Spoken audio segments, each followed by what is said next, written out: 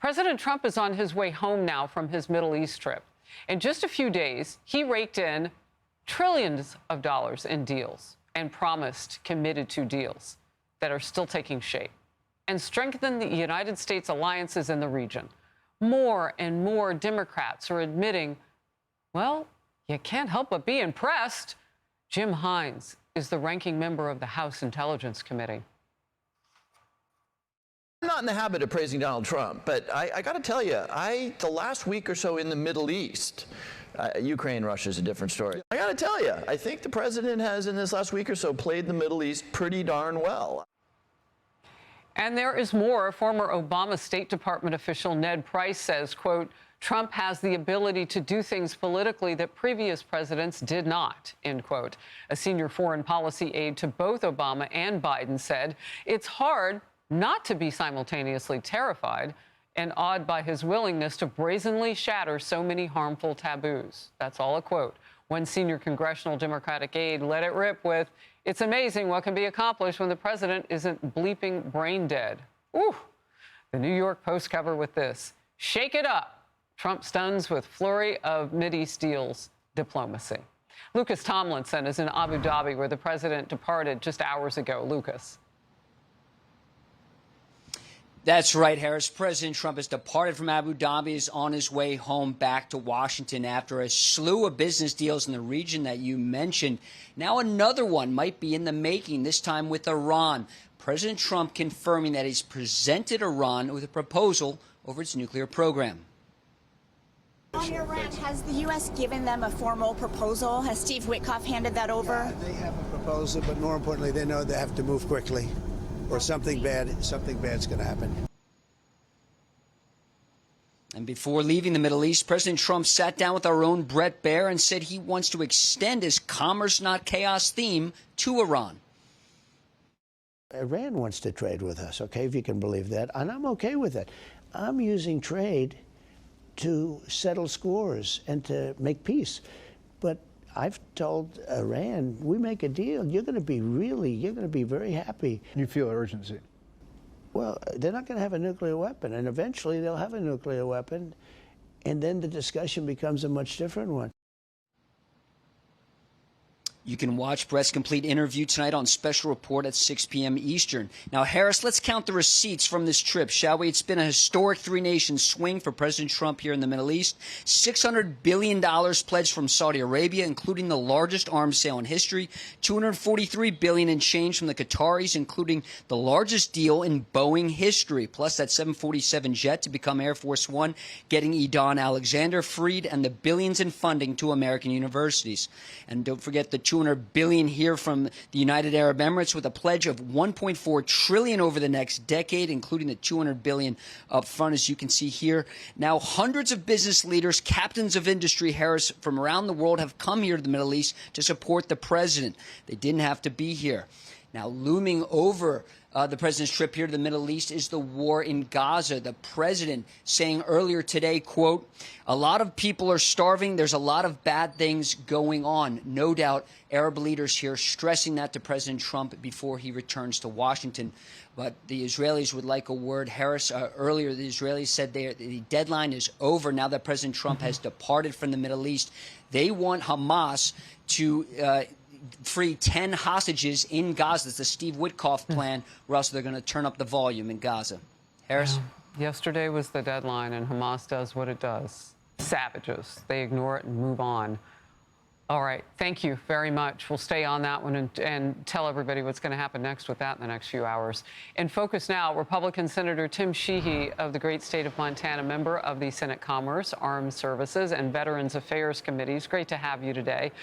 Let's start with the president's trip to the Middle East and kind of on the tail end of it now, some dangling participles with Ukraine and Russia, and now what's going to happen in Gaza with Hamas not capitulating and having any form of releasing hostages or ceasefire at this point. Well, as we heard even from Democrats on the Hill, Harris, it's pretty obvious that the best cure for Trump derangement syndrome is the truth. And they can't deny the truth that this trip has been an unbridled success for America. Business, not bombs, is the best way to get this region reoriented towards a pro-America stance. And some of these countries have been our greatest allies. I fought in those wars in the Middle East, multiple tours. In Saudi Arabia, Qatar, UAE, they provided basing support, they provided intelligence support, and in some cases, key logistical support for our military operations throughout the region. And frankly, their prosperity and a very large portion is owed to America. Saudi Aramco opened up that region to modern oil exploitation, and their modern economy has been, in many ways, triggered by America. So they're repaying that, and this investment of $2 trillion into the bedrock of the American economy, it took Biden, I think, 4 years to maybe come close to $1 trillion. Trump's eclipsed that in a matter of days. So I think this is an incredibly powerful message to the entire world, and most importantly to a very chaotic region, about what America's values are and what's important to us, and the president has brought home a big win for us.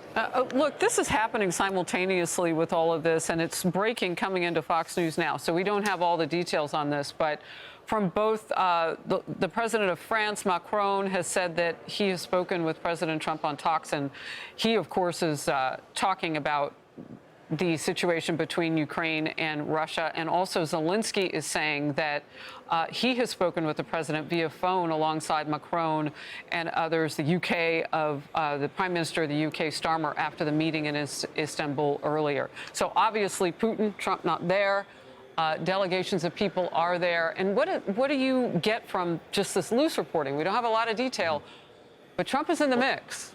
Yeah, well, the reality is, as we see, the president wants to get deals done. He wants progress. He doesn't want unlimited negotiations and discussions to drag on for years on end while thousands of people die anywhere in the world. The reality is he wants things negotiated. He wants to sign the deal, get it done, so we can move on to the next. And the reality is the Russian invasion of Ukraine's gone on now for over 3 years. Thousands of people are dead, tremendous economic damage to the region. It's time for it to stop. And as we see, Putin fears Trump. Putin respects Trump. This did not happen. No invasion of any neighboring territories. It happened under Obama, happened under Biden, never happened under Trump. So he's going to get a deal done here, and we're seeing that progress as we speak. All right, let's move to this. Secretary of State Marco Rubio on President Trump said his trip on the trip that Iran has sort of agreed to terms for a nuclear deal. However, negotiations are ongoing. Even the president has said that. Secretary of State Marco Rubio added this. They are at the threshold of a nuclear weapon. If they decided to do so, they could do so very quickly. If they stockpile enough of that 60% enriched, they could very quickly turn it into 90 and weaponize it. That's the danger we face right now. That's the urgency here. However, the New York Times is reporting Iran's foreign minister said yesterday his country would never give up its right to civilian nuclear energy. Quote, none of our nuclear enrichment facilities will be dismantled, end quote. What is your reaction to particularly that pushback? Because the president, you know, he's in it. He wants to see this get done, but he said something bad is going to happen if Iran doesn't take the right steps. Well, to be a good negotiator, they have to know you're willing to do whatever it takes to win. And the reality is Iran has been our most pernicious foe for almost half a century, from taking American hostages in 1980 to murdering American troops in cold blood time and again throughout the Middle East. They are a disgusting regime. They're an oppressive regime. Nothing they say can be trusted. And the reality is we have to take a hard line with them. Take no prisoners, no questions asked. They cannot have nukes. They can't have civilian nuclear capability. They can't have military nuclear capability. It's a hard red line, unacceptable. So I think the president has made that very clear. He agrees with that. And the truth is we cannot trust what the Iranian regime says. Their national motto is death to America. So they've made pretty clear where they stand. I think we need to make clear where we stand as well. Well, and I'm fascinated by what's just happened in the last few days. Pretty much everybody encircled around Iran right now has met with President Trump. And those countries have greeted him like a really close friend, someone like a monarch in some cases, with so much respect and so much fanfare. So that's got to make Iran really nervous at this point about, well, OK, who's really out there on their side? No one. A new poll conducted Monday and Tuesday this week shows that President Trump's approval rating ticked up by 2 points from a few weeks ago.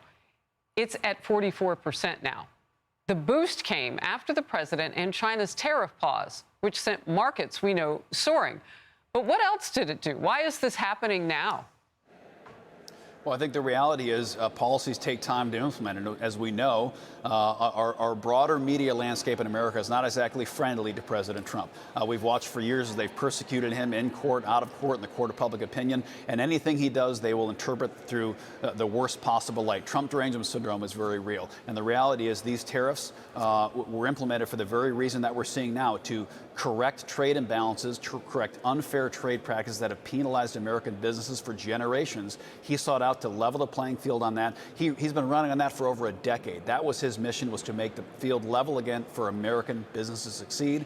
And once the American people started to see the effects of that, inflation is down, as we saw in last month's report. For the first time in 4 years, we're seeing inflation finally abate. We're seeing American families have affordability come back. Gas is cheaper. People see the receipts. And Trump derangement syndrome can be cured by the truth. When they look at their receipts, they see progress, and that we're seeing in the numbers. Real quickly, does this give you momentum on the Hill to get the big, beautiful bill done, both House and Senate? I think it does, and I think the reality is, in addition to that, folks understand we have to get our fiscal house in order. We cannot hand our kids $60 trillion in debt in the next decade. So I think we're going to be focused on prioritizing the president's agenda, while at the same time making sure we are getting our fiscal house in order, because it's a huge issue for the future of my children. Senator Sheehy, thank you very much for your time. I'm Steve Doocy. I'm Brian Kilmeade. And I'm Ainsley Earhart. And click here to subscribe to the Fox News YouTube page to catch our hottest interviews and most compelling analysis.